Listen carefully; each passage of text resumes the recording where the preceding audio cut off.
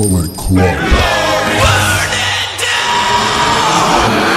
Hey guys, Ivan's Quantic here, back again with more WWE 2K18 news, and finally we have it. We finally have our first official WWE 2K18 Universe Mode news. So let's just dive right into it. So, Universe Mode supports a robust level of customization on many levels. You can incorporate custom superstars, tag teams, championships, arenas, and shows to create your personal WWE. With the tools available with WWE 2K18 Creation Suite and access to downloads shared from other creators and community creations, you can truly create a universe that is like no one else's. So that's just introduction to Universe Mode. So what's a bit different this year? Well, rivalries and storylines. One of the most exciting parts of Universe is the rivalries that happen between superstars. Rivalries occur between either two superstars or two teams of superstars, leading to a storyline that can play out over many months in the Universe calendar.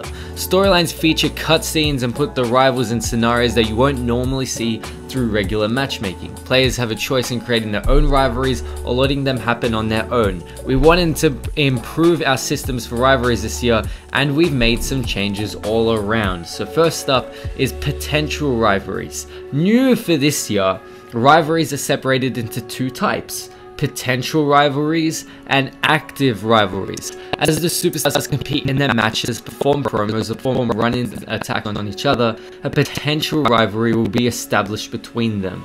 Looking at the rivalries menu, you can see a meter for each potential rivalry and the state it's in. This meter will build up as the interactions continue between the potential rivals during their matches. Once the meter is full, it'll enter a standby state and move into the next available active rivalry slot in the following show. Think of potential rivalries as the build-up to a full-fledged rivalry between superstars. So you can see some examples here: a growing rivalry between Big Show and Roman Reigns, Nia Jax, Sasha Banks, Cesaro and Sheamus, Seth and Dean. So potential rivalries is something a bit different this year. So as you can see here, at the top you set your own 3 rivalries for the show like you always do, but then at the bottom the computer will also choose 3 potential rivalries, I guess, and then whenever an available slot is available and the meter is fully up, then it will put it in as an active rivalry. So it's a new change this year. It's good. It's cool. It's a good change. I don't think it's groundbreaking or anything to that level, but it is a good change. So these interactions take the form of promos, cutscenes, and run-ins. The interactions that happen are mostly random, depending on various factors related to the superstars.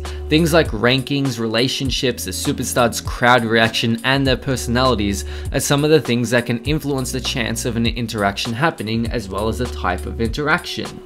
There are also some ways that players can influence personal rivalries through their own actions. Think of doing something that will get under an opponent's skin, or infuriate him or her, or something that would make you want to get even. For example, attacking your opponent with a chair is a definite way of maxing out a potential rivalry's meter. So that's something about potential rivalries. What about active rivalries? Well, active rivalries are the result of all the build-up, making the rivalry official and starting off many weeks of heated competition between the rivals. Superstars will fight to build momentum and have the advantage leading up to their big match at the pay-per-view. These payoff vary depending on which superstars are in the rivalries, things like climbing the ranks or title match opportunities. These types of rivalries you'll see whether it's a friendly rivalry between allies or a hostile brawl fest between heated enemies, depends on the rivalry's intensity. So, what is intensity? Well, intensity is a new addition this year, and it's in both potential and active rivalries. Intensity determines what's likely to happen between the superstars in a rivalry and should help you identify from just a glance in the menus what kind of rivalry is taking place. Intensity has 4 different color-coded levels. So first up, low, which is green, is a sportsmanlike conduct between the rivals, in short, a friendly rivalry. So fair enough, I guess that would be between 2 faces just wanting to see who's better. Next is medium, which is yellow, which is rivalries disrespectful and confrontational or growing frustrated from being on the losing end. Fair enough. Then high, which is orange, rivals are resorting to and responding with cheap shots and distractions against each other. Then finally, very high, which is red, the rivalry has become hostile with superstars attacking each other. The intensity of a rivalry will vary based on the interaction between the superstars and is certainly likely to increase the longer the rivalry goes on. For example, a rivalry may start off at medium intensity after a call-out promo and then change to a high intensity after one rival sucker punches the other in the following week's match. Players creating their own rivalries can choose the level of intensity as well, increasing the possibilities further on what kind of rivalries you can create. Next up is the calendar and pay-per-views. So one important thing we changed this year was how our story system handled calendars with inconsistent pay-per-view dates. Our previous system wasn't ready to properly handle WWE's brand split and the multiple pay-per-views per month. For us, this meant overhauling our system for the most flexibility possible. This is more of a back-end behind the scenes change that we worked on, but the result is that rivalries and storylines will now work regardless of when they start and when the next pay-per-view is happening. Fucking thank God. So the big addition to the calendar is, first off, your rivalry doesn't have to start at the first Raw or first SmackDown of the month. You can just hop in a rivalry halfway through a month. Hell fucking yes, that's going to help things so much. And second of all, the other big thing is that multiple pay-per-views per month is also going to be a thing now. So if you want to do a Raw and SmackDown brand split and you want to have Backlash and Clash of Champions in the same month, you can now do that. So, new systems and improvements. Along with the change to our storyline and rivalries, we've implemented new systems that add more depth to Universe in various areas. For example, power rankings. New to this year are power rankings, which will rank each superstar in your universe based on success. While championships define the best superstar of a show, power rankings are useful for finding out who's the best superstar in all of universe. Winning high-profile matches, earning championships, and coming out ahead in rivalries will elevate superstars up these power rankings. Something we wanted to represent in universe mode is how some superstars push past their limits and go on in an unstoppable run, as well as how the underdogs can fight their way up to the very top to win and defend championship gold. Power ranking will allow superstars to achieve these kinds of runs by boosting them with temporary attribute bonuses if they can climb high enough in the power rankings. This allows low-powered superstars to fight their way to championships and match up with the best of them, or turn an already powerful superstar into an unstoppable force. Then there is also a new goal system. One of the challenges we faced with Universe is trying to articulate specific motivations for these superstars. It's easy to say everyone wants a championship, but there's a lot more depth than that when you watch WWE's broadcasting.